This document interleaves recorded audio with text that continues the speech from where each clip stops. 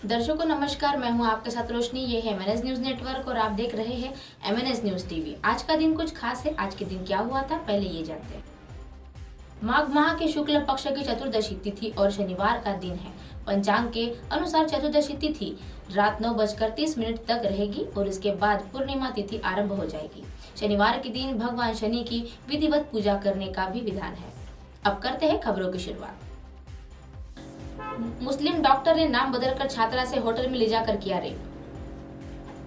दिल्ली के लाजपत नगर इलाके में एक आसाम की रहने वाली लड़की के साथ एक डॉक्टर ने दुष्कर्म किया है। पीड़िता का आरोप है कि डॉक्टर ने नाम बदलकर दोस्ती की थी और पुलिस ने पीड़िता की शिकायत पर डॉक्टर के खिलाफ एफआईआर भी दर्ज करवाई है और जांच शुरू कर दी है।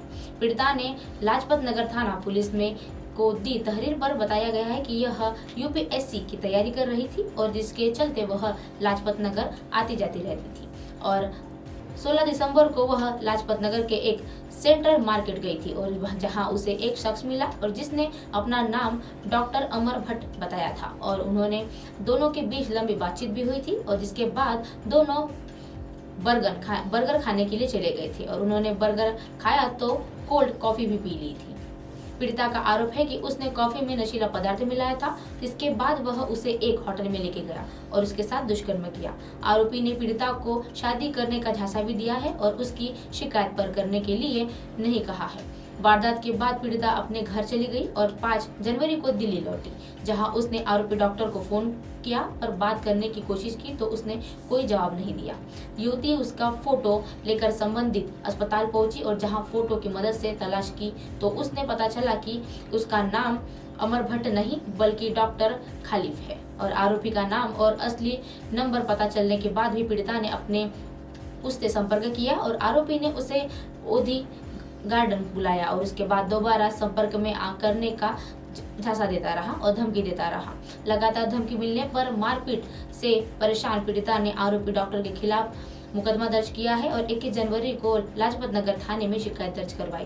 पीड़िता के पुलिस ने पर गंभीर आरोप लगाए थे और पीड़िता का आरोप है कि पुलिस कर्मियों ने उसे घंटों थाने में बिठाए रखा और उसकी शिकायत दर्ज नहीं करवाई गई।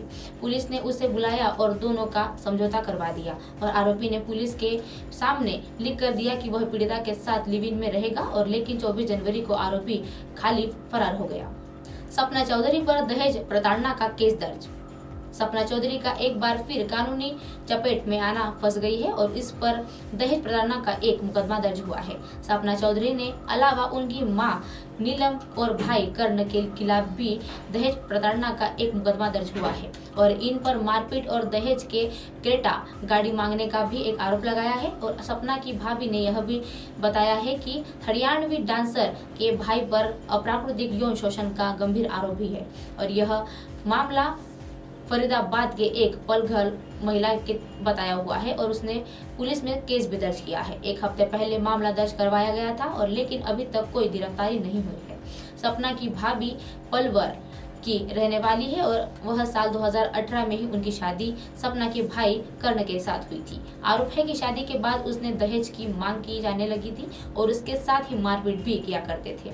इसकी एक बेटी हुई जिसके बाद सपना ने परिवार के क्रेटा गाड़ी की मांग की और परिवार ने नकद के लिए सोने की ज्वेलरी भी दे दी थी लेकिन दहेज की मांग बढ़ती चली गई थी और अभी तक कोई गिरफ्तार नहीं। सपना भी भाभी ने पुलिस से अपनी शिकायत की और उसके बाद 16 मई 2020 को उनके पति ने शराब के नशे में मारपीट भी की और अप्राकृतिक यौन शोषण करने का प्रयास किया।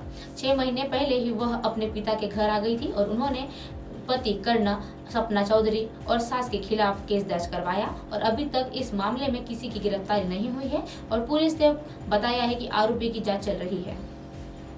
शोएब मलिक ने रचा इतिहास। पाकिस्तान के पूर्व कप्तान शोएब मलिक ने शुक्रवार 3 फरवरी को इतिहास रचते हुए अपने T20 करियर का 500वां मुकाबला खेला है और वह इस मुकाम पर पहुंच गए हैं कि वह पाकिस्तान की और दुनिया के कुल तीसरे खिलाड़ी बन गए हैं। बांग्लादेश के प्रीमियर लीग में उन्होंने अपना 500वां T20 मैच ढाका है और वह डोमिनेटर के खिलाफ खेला हुआ था और शोएब मलिक ने अपने करोन पोलार्ड को और ड्वेन बांद्रो और वह कारमान कर चुके हैं और बता दें कि ढाका डोमिनेटर बनाए हुए रंगपुर इलाके में उन्होंने बीच में हुए इस मुकाबले के जरूर शोएब की टीम रंगपुर ने जीत दर्ज कर सकती है और मगर वह अपने 500वें टी20 मैच में कमाल नहीं दिखा पाए। शोएब इन मैच में महज 7 रन बनाकर आउट हो गए और शोएब जब इस खास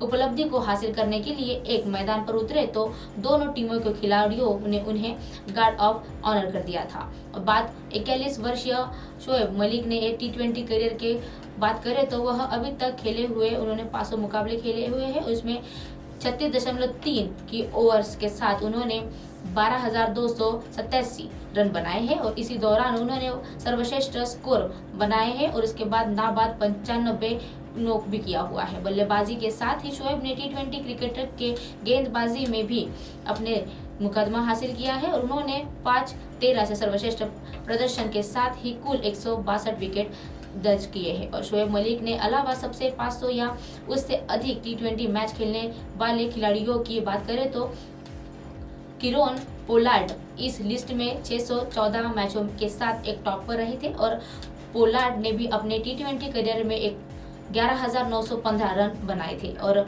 उसके साथ ही 309 विकेट भी गादे हैं। और उसके बाद वही इस लिस्ट में दूसरे नंबर पर मौजूद रहे हैं ड्वेन ब्रावो और इसके उन्होंने 556 मैचों में 6,994 रन बनाए थे और साथ ही 614 विकेट दागे थे और बावरो ने टी20 क्रिकेट से सबसे ज्यादा विकेट चटकाने वाले गेंदबाज है। अब आप हमारे चैनल को अपने मोबाइल पर भी देख सकते हैं। मोबाइल ऐप पर देखने के लिए प्ले स्टोर से MNS news TV app download करें। Insta, link, Twitter, Haiku, Facebook और कई सोशल मीडिया के प्लेटफॉर्म पर हमारा चैनल उपलब्ध है। आप इसे यूट्यूब पर भी देख सकते हैं। आप हमारे चैनल को लाइव भी देख सकते हैं www.mnsnewstv.com पर। फिलहाल वक्त तो चला है दर्शकों ब्रेक का। ब्रेक से लौटने के बाद देखिएगा देश और दुनिया की तमाम खबरें। बने रहिए MNS न्यूज पर। नमस्कार।